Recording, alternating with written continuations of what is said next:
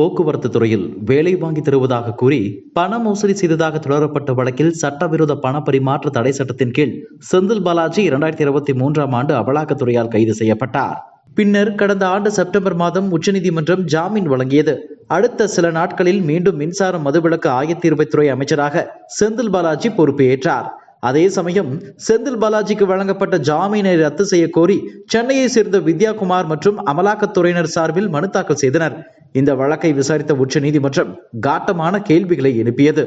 செந்தில் பாலாஜிக்கு அமைச்சர் பதவி வேண்டுமா அல்லது ஜாமீன் வேண்டுமா என்று கேள்வி எழுப்பிய நீதிபதிகள் இது தொடர்பாக பதிலளிக்க உத்தரவிட்டு வழக்கை வரும் 28ஆம் தேதிக்கு தள்ளி வைத்தனர். இதனால் அமைச்சர் செந்தில் பாலாஜிக்கு அமைச்சர் பதவியை தொடர்வதில் சிக்கல் எழுந்துள்ளது.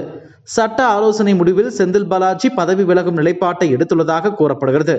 இன்று முதலமைச்சர் ஸ்டாலினை நேரில் சந்தித்து இறுதி முடிவு எடுக்க உள்ளதாகவும் அமைச்சரவையில் மாற்றம் ஏற்படலாம் எனவும் தகவல்கள் தெரிவிக்கின்றன.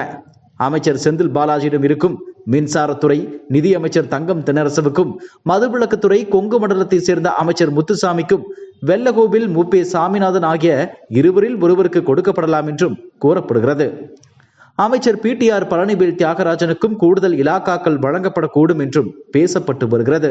இதற்கிடையே செந்தில் பாலாஜி அமைச்சர் பதவியை ராஜினாமா செய்துவிட்டு தனக்கு பதிலாக தான் சொல்லும் ஒருவரை அமைச்சராக நியமிக்க வேண்டும் என்று முதலமைச்சரிடம் கோரிக்கை வைத்துள்ளதாக கூறப்படுகிறது. அமைச்சர் பதவியை கரூர் மாவட்டத்தை சேர்ந்த அரவக்குறிச்சி இளங்கோவுக்கு வழங்குமாறு கோரிக்கை வைத்துள்ளதாக கரூர் திமுக வட்டாரங்கள் கூறுகின்றன.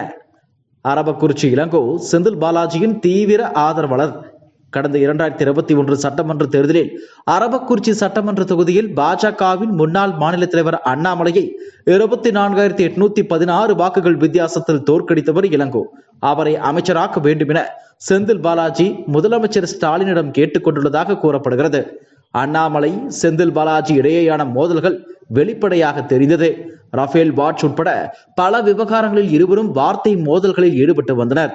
செந்தில் பாலாஜி சிறைக்கு செல்வார் என தொடர்ந்து கூறி வந்தார் அண்ணாமலை.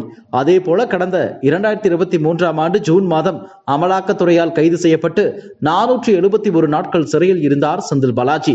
இந்த நிலையில் தற்போது அண்ணாமலை பாஜக மாநில தலைவர் பதவியில் இருந்து மாற்றப்பட்டுள்ளார். தற்போது தனது அமைச்சர் பதவியை ராஜினாமா செய்யும் நெருக்கடி ஏற்பட்டுள்ளதால் தனது கை அமைச்சரவையில் இருக்க வேண்டும் என நினைக்கிறார் செந்தில் பாலாஜி. கரூர் மாவட்டத்தை சேர்ந்த தனக்கு நெருக்கமான இளங்கோவை அமைச்சராக்கினால் தான் மீண்டும் அமைச்சராக பொறுப்பேற்கும் போது சிக்கல் இருக்காது என செந்தில் பாலாஜி கருதுவதாக கூறப்படுகிறது. செந்தில் பாலாஜியின் வேண்டுகோளை முதலமைச்சர் ஸ்டாலின் ஏற்பாரா? அரவக்குறிச்சி இளங்கோவை அமைச்சரவைக்குள் கொண்டு வருவாரா? அல்லது செந்தில் பாலாஜி கையில் இருக்கும் இலாக்காக்களை மற்ற அமைச்சர்கள் வசம் ஒப்படைப்பாரா என்ற கேள்விகளுக்கெல்லாம் விரைவில் விடை கிடைத்துவிடும். இதுபோன்ற செய்திகளை மேலும் தெரிந்து கொள்ள எங்களது யூடியூப், Facebook மற்றும் Twitter ஆப்களை சப்ஸ்கிரைப் செய்யவும்.